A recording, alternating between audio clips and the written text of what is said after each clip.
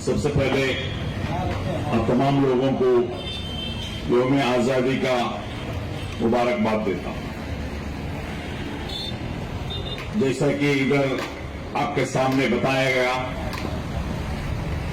बड़े ही जद्दोजहद के साथ, कुर्बानियों के साथ आज हम आजाद मुल्क में जी लेकर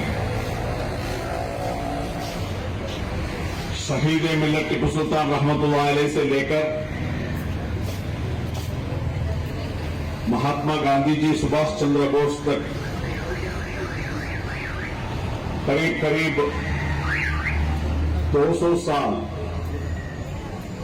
बहुत बड़ा एक जद्दोजहद, शहादत, कुर्बानी होने के बाद इस आजादी मिला।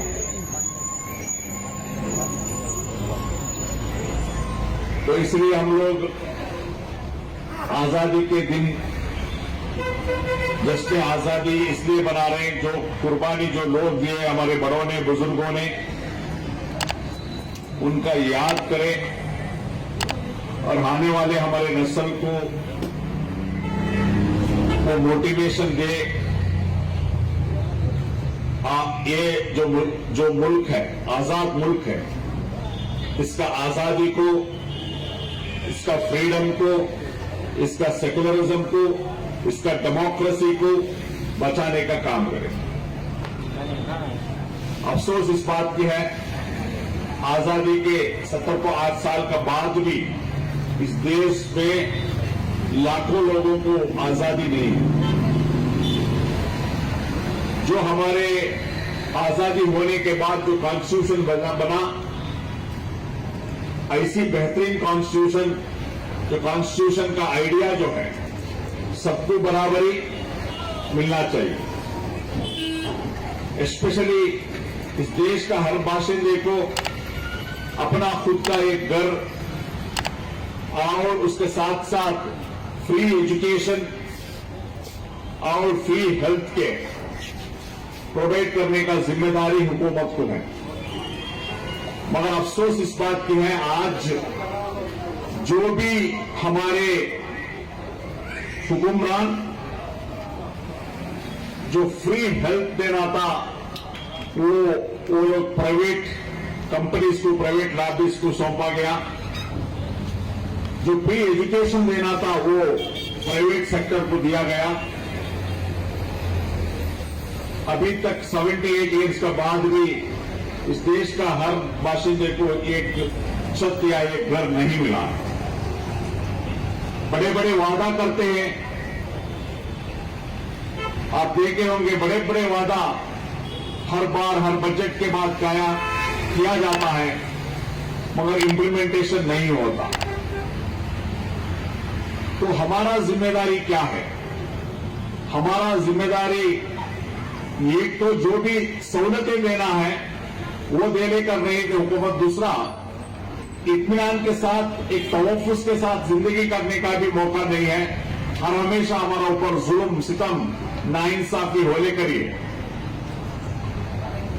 तो हमारा जिम्मेदारी क्या है?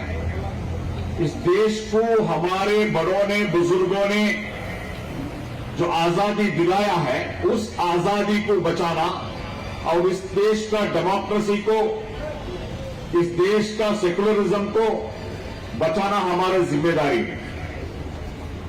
हाँ, ऐसा ही हमारे हुकूमतदारों को, उनको छोड़ दिए, उन्हें कैसा होना वैसा हुकूमत करने कर जाना, हम उसको वो मंजर देख के बैठना, ये सही नहीं है, हमारा जिम्मेदारी है।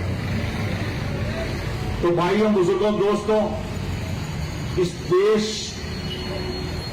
कॉन्स्टिट्यूशन का मुताबिक चलना है। तो कॉन्स्टिट्यूशन का मुताबिक चलने के लिए हम लोग इस लोगों को कंपेल करना पड़ेगा, जद्दोजहद करना पड़ेगा, मेहनत करना पड़ेगा। और अफसोस इस बात के, जो भी हुकूमतान अलग अलग स्टेटों में या सेंट्रल में है, अपने मफाद के लिए काम कर रहे हैं। अवाम की फिक्र नहीं है, अवाम की डेवलपमेंट नहीं है। आज तक 78 ईयर्स होने के बाद भी एक क्लीन ड्रिंकिंग वाटर, शुद्ध पानी, पीने का पानी देने में भी हम लोग फेल्यूर हो गए, फ्री हेल्थ देने में फेल्यूर हो गए। फ्री एजुकेशन देने में फेलियर हो गए, जॉब देने में फेलियर हो गए, हर बासिंदे को घर देने में फेलियर हो गए। तो 78 ईयर्स में क्या किया क्या? तो ये वजह क्या है? जो भी हमारे रूलर्स आकर है अभी वो रॉन्ग हाथों में। तो इसलिए हमारा बहुत बड़ा जिम्मेदारी है इस देश को, इस देश का डेमोक्रेसी को, इस देश का संविधान को, इस देश का सेकुलरिज्म को बचाने का जिम्मेदारी हमारा ऊपर। इस देश को भूख से और खौफ से आजाद दिलाने का जिम्मेदारी हमारा ऊपर। तो इसलिए आज हर एक इंडियन ये अहद करना है, इस देश को किसी हालत से भी हम लोग बचा लेंगे, इस देश का डेमोक्रेसी को, इस देश का सेकुलरिज्म को, इस देश का संविधान को हम लोग बचाकर एक बेहतरीन इंडिया बनाने का कोशिश करेंगे। तो ये कोशिश में हर एक इंडियन जिम्मेदारी के साथ काम निभाना। अगर हमें भी जिम्मेदारी से हटेंगे तो कोई इस मुल्क को बचाने वाला नहीं है। हाल ही में हम देखे हैं ये हुकूमत कैसा जुल्म कर रहा है, नाइंसाफी कर रहा है। इंडिया में वक्फ का प्रॉपर्टी को मैनेज करने के लिए, मेंटेन करने के लिए एक एक्ट, ऑलरेडी एक एक्ट का एक बोर्ड है। आपको मालूम होना चाहिए इंडिया का अंदर आर्मी और रेलवे छोड़े तो तीसरी बहुत बड़ी ऑर्गेनाइजेशन वक्फ है, जो सबसे ज्यादा प्रॉपर्टीज है, आमदनी है। आर्मी और रेलवे छोड़े तो तीसरी बड़ा इनकम रहने वाला है, प्रॉपर्टी रहने वाला एक इदारा है वक्फ। आपको मालूम होना चाहिए वक्फ आज क्या कुछ मीडिया में अलग अलग गलतफहमियां बताने का है वक्फ के बारे में। वक्फ जो है, वक्फ प्रॉपर्टी गवर्नमेंट का प्रॉपर्टी नहीं है। वक्फ जो है किसी गवर्नमेंट का प्रॉपर्टी नहीं है। वक्फ जो है इंडिविजुअल प्रॉपर्टी है।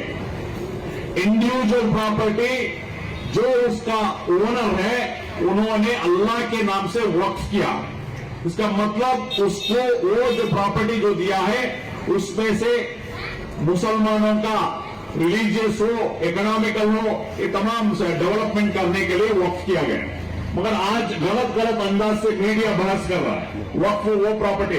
वक्फ इंडिविजुअल प्रॉपर्टी है, प्राइवेट प्रॉपर्टी है, वक्फ गवर्नमेंट का प्रॉपर्टी नहीं है। और अफसोस इस बात की है इंडिया के अंदर तीसरी बड़ी जो प्रॉपर्टी माल रहने के बावजूद भी हमारा हालात क्या है। अल्लाह ताला बड़ा नियमत दिया, बहुत बड़ा नियमत है। तीसरी सबसे बड़ी प्रॉपर्टीज माल हमारे पास रहे तो भी आज हम लोग भिखारी हैं। वजह क्या है? जो लोगों को हम लोग वक्फ का प्रॉपर्टी संभालने का जिम्मेदारी दिए वही हमारा पीठ का पीछे चाकू डाल रहे हैं। मैसूर का हालात देखो, कितना प्रॉपर्टी से वक्फ का प्रॉपर्टी, एक प्रॉपर्टी के भी ढंग से लोगों को फायदा पहुंचाने का काम कर लेकर है क्या? हालांकि वक्फ का प्रॉपर्टी का है, उसका जो आमदनी में 30% अवाम को मिलना है। मगर क्या कर रहे हैं वक्फ का जिम्मेदार लोग? वक्फ का जिम्मेदार लोग उनका लोगों को जो कौन कौन है उनके चेले चपाटे उनको लोगों को वक्फ में इदारे में बिठाकर काम कर लेकर बर्बाद कर रहे हैं लोग। खाली कभी देखे तो कॉम्प्लेक्स बनाओ, हाँ मेजेस्टिक सामने है ना, इधर है कॉम्प्लेक्स। जितने भी वक्फ प्रॉपर्टी है कॉम्प्लेक्स बनाओ, कॉम्प्लेक्स बनाओ, कॉम्प्लेक्स बनाओ, कॉम्प्लेक्स बनाकर उनके जो भी लोग हैं उनको दो। ये होने करें क्यों है? हमारे खामोशी है, हमारे खामोशी के लिए हो रहा है। एक कॉलेज नहीं बन रहे लोग, एक इंस्टीट्यूट नहीं बना है, पॉलिटेक्निक नहीं बन रहा है, कुछ भी नहीं है। इतना बड़ा वक्फ प्रॉपर्टी रहने के बावजूद भी कॉम्प्लेक्स बनाकर दुकानों को देकर उसमें से कुछ फायदा उठाने का काम ये लोग कर रहे हैं। हमारे आंखों के सामने 3 एकड़ प्रॉपर्टी आज जो प्राइवेट लोग कब्जा करके बैठा, हमारा आंखों का सामने हो रहा है। हमारा आंखों का सामने वक्फ का 3 एकड़ प्रॉपर्टी लूट कर जो बैठे हैं, हम खामोश हैं। तो ये हालात है इस देश का। इस जो भी इसमें हम लोग हर नाइंसाफी के साथ, नाहक के साथ खामोश रहेंगे, ये होने वाले नहीं है। आइंदा हम अहद कर जाना है। वक्फ प्रॉपर्टी का एक एक रुपया भी हम लोग बचाएंगे। ये चोरों से, ये जो गलत कर लेकर है, एक रुपए का फायदा आवाम को नहीं पहुंचा करे, इनको सब हटाने का काम करना है हम लोग। इसको सब हटाकर इसको कौम मिल्लत को फायदा करने का काम हम लोग करना है। हम खामोश नहीं बैठेंगे। हम आज इस स्टेज के जानिब से वक्फ का ऑफिसर से वक्फ का जिम्मेदार लोग हैं, उनको मैं बताना चाहता हूं, आप अगर चलाना है तो वक्फ का एक्ट, कॉन्स्टिट्यूशन, बैला का मुताबिक चलना है। ये एक एक गलती को हम लोग क्वेश्चन करेंगे, ये एक एक गलती को आपको जेल को भेजने वाले हैं हम लोग, हम छोड़ने वाले नहीं हैं। एक एक आप गलती को आप जेल में सजा काटना है, ये काम हम इंशाअल्लाह हम अहद करके करने वाले हैं। उससे पहले आप सही हो जाओ। ये तुम्हारे बाप का घर का प्रॉपर्टी नहीं है, ये आपका बाप का घर का प्रॉपर्टी नहीं है, अल्लाह का प्रॉपर्टी है, ये अवाम की प्रॉपर्टी है। ये अवाम की प्रॉपर्टी में जो राज कर रहे हैं वो लोग कान खोल कर सुन लो।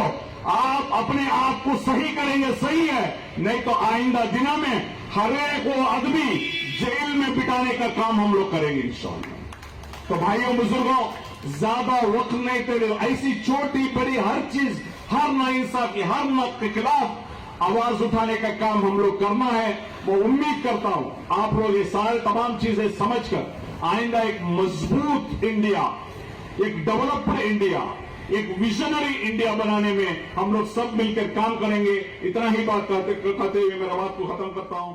जय हिंद।